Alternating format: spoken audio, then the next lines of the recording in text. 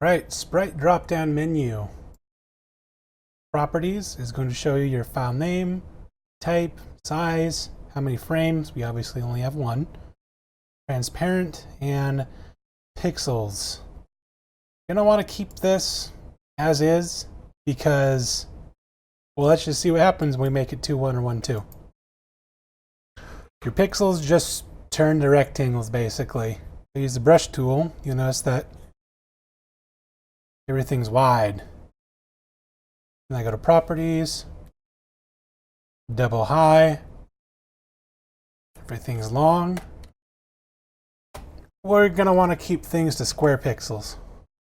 So generally speaking, you're not going to be doing much in the properties section. Color mode lets you switch between red, green, blue, grayscale, and indexed. Indexed colors means that it will stick only to the colors you have over here in the left. So if I'll make a quick gradient just to show you.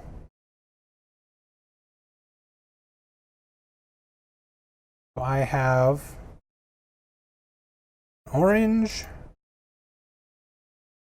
and kind of a green.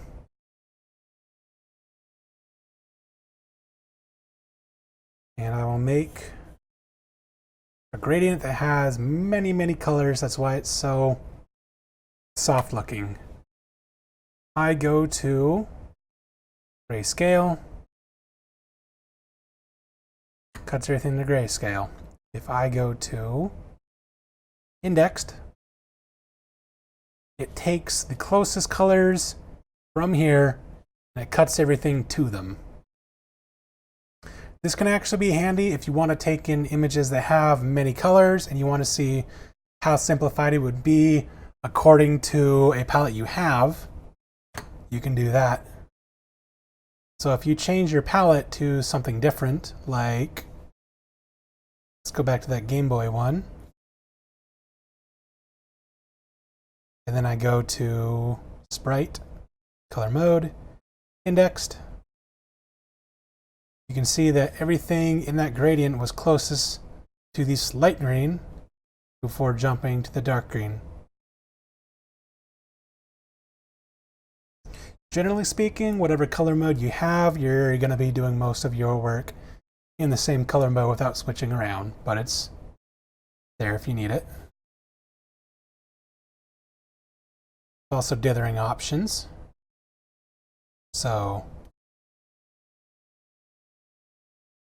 it will interpret your colors with better transitions. Duplicate. Lets you copy things into a new file, gives you a new tab. Then you have crop, which anything that I have selected, I can crop to that selection. So that's useful for when you have a bunch of excess room. Say you've drawn a character and they don't take up nearly as much room as you made initially. You might want to make the area of the file smaller, so you'll go to crop. However, you may not want any excess space around here, and maybe trying to box select to get a perfect crop is going to be really tedious for you. The alternative is trim. Trim will look for corner colors or corner transparencies to detect the most tightest crop that it can possibly get. And I use this quite a lot. It's a very handy tool. So make sure to keep that one in mind.